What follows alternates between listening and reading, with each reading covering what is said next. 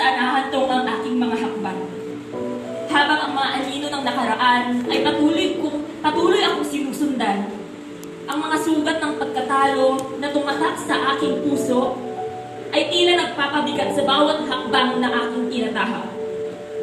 Walang gabay, walang liwanag, puro pag-aalala ang naglalakbay sa aking isipan.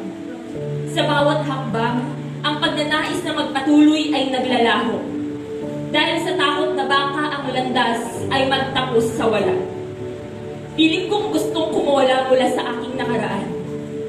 Pilit kong tinatakasan ang aking buhay na nakagisnan. Dahil lahat ng nasa paligid ko, puro panghuhusga ang naririnig ko. Ang mga tanong ay patuloy na sumisigaw. Hanggang ang aking puso'y napagod at nawalan ng lakas. Gusto kong sumigaw para lamang maigsan ang sakit na aking nararamdaman.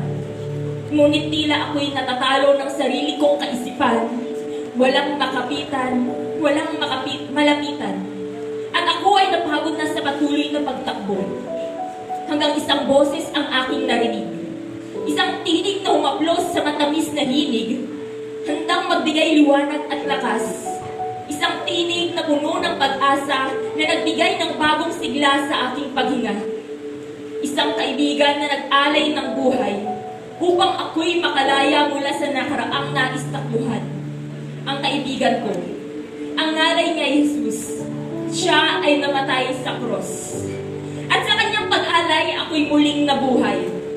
Ang mga sugat ng nakaraan ay naghilom. Ang mga takot at pagdududa ay napawi.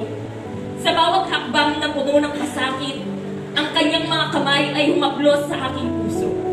Nagbibigay pag-asa sa bawat araw na dumarating.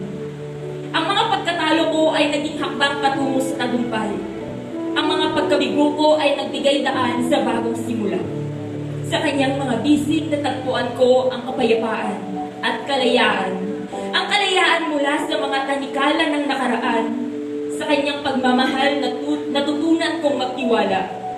Magtiwala na ang bawat hakbang ay may layunin. Na ang bawat pagsubok ay may dahilan at nasa kanya mayroong laging pag-asa. Sa kanya natutunan ko ang tunay na lakas. Ay hindi nasusukat sa tibay ng katawan, kundi sa tapang ng puso na magpatawad, magpatuloy at magsimula muli. Ngayon, kahit na ang dahan ay makipot at masalimuot, ang mga hakbang ko ay hindi na tinutokso ng takot. Dahil sa kanya, natutunan kong harapin ang lahat ng pagsubok. Ang makipot na daan na akala ko'y wala ng patutunguhan ay ngayon naging maluwag dahil sa kanyang liwanag. Hindi na ako nag-iisa sa bawat laban. Dahil ang kaibigan kong si Jesus, siyang patnubay, ang lakas at ang aking buhay.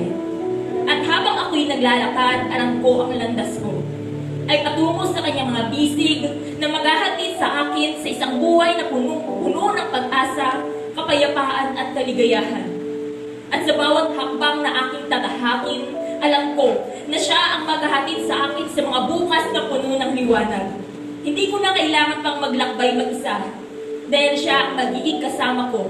At ang kaibigan kong si Jesus na magbibigay gabay at magpapaalala sa akin na sa lahat ng pagkakataon, sa bawat laban at pagsubok, laging may pag-asa, laging may pag-ibig, at laging may kaibigan na mag-aalaga sa aking kaluluwa.